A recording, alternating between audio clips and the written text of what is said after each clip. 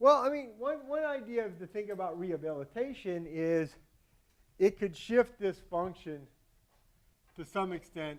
You know, one way to think about rehabilitation is it shifts this function down so that I get below this state, and then I go down enough that even when it shifts back up, I'm, right, like take the guy here who would have gone up.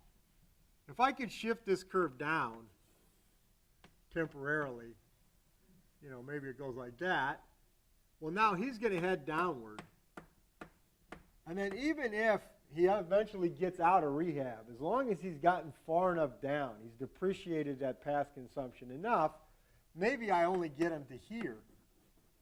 So he comes back up, but eventually he's going to get off it because I kind of rehabilitate. So it's a potential for rehabilitation that comes in.